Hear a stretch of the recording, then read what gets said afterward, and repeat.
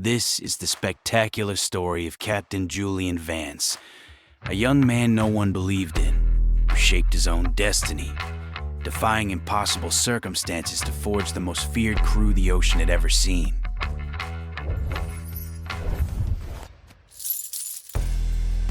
The story so far, Captain Vance won an old ship in a card game. He saved his new crew from a heavily armed merchant ship by faking a plague. He won temporary loyalty of his crew through the gold they captured. The pirate crew wanted weapons, heavy armor, new cannons. Julian spent all the gold on merchant schedules, naval maps, old pirate logs, and tactics. The crew grew furious. Julian knew the inexperienced crew would perish in a traditional sea battle against veteran fighters. He declared the crew would avoid direct conflict as much as possible. Julian forced the men into a brutal daily training routine. Julian forced the crew to practice picking heavy iron locks while blindfolded. Julian ordered Corin to train as a master chemist. Julian gave Alara 2 bright flags.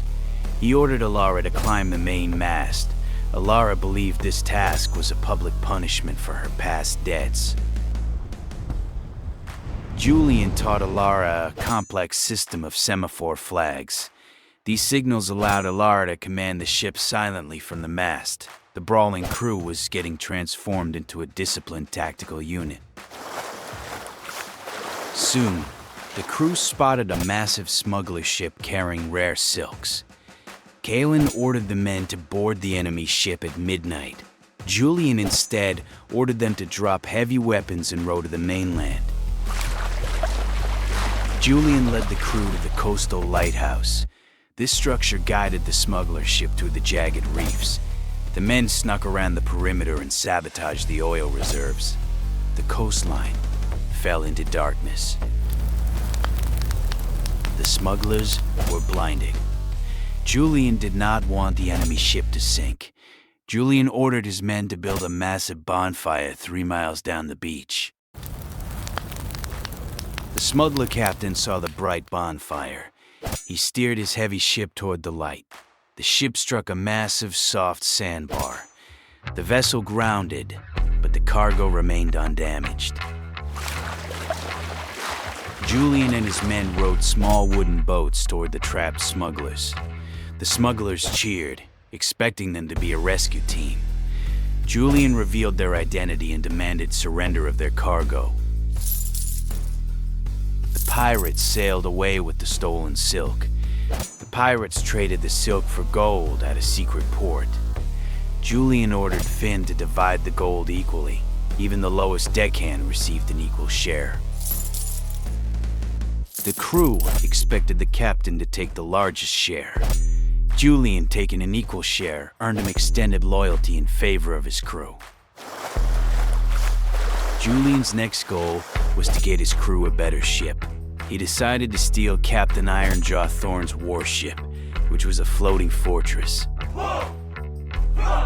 Julian set course south to Captain Ironjaw Thorne. Thorne led 80 hardened killers. The warship carried enough cannons to sink a small island. Julian ordered Kalen to deliver him in chains to Thorne. Kalen took chained Julian to the warship of Captain Ironjaw Thorne. Kalen felt horrified and confused with Julian's tactics. On the way, Julian explained his plan to Kalen. The bounty on Julian's head served as bait to infiltrate the warship. Kalen delivered the chained Julian to Thorne. Kalen accepted some gold as his reward and rowed back to his ship. Thorne threw Julian into the darkest ship cell. The pirate lord planned to hang Julian at dawn.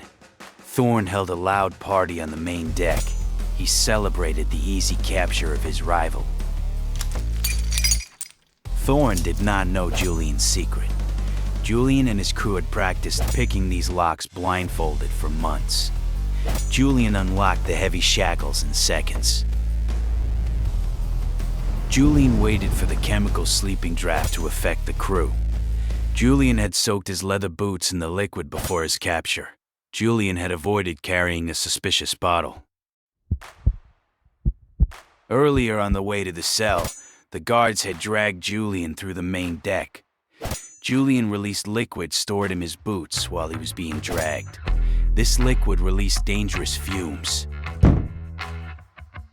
The celebrating pirates started getting knocked out. Thorne tried to draw his heavy sword to find Julian. Thorne's legs failed instantly. The pirate captain crashed onto the wooden planks. Ilara watched the pirate movement stop through her spyglass. She waved colored flags as a signal to Kalen and the crew.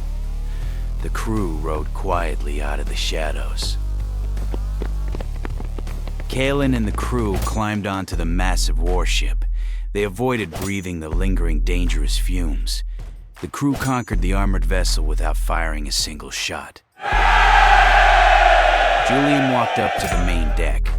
Kalen and the crew looked at the massive captured warship. The crew now owned one of the most powerful pirate ships in these waters. Thanks for watching. Stay tuned for the next quest. A like and a subscribe will help us stay connected with you. Also be a great source of encouragement for our team.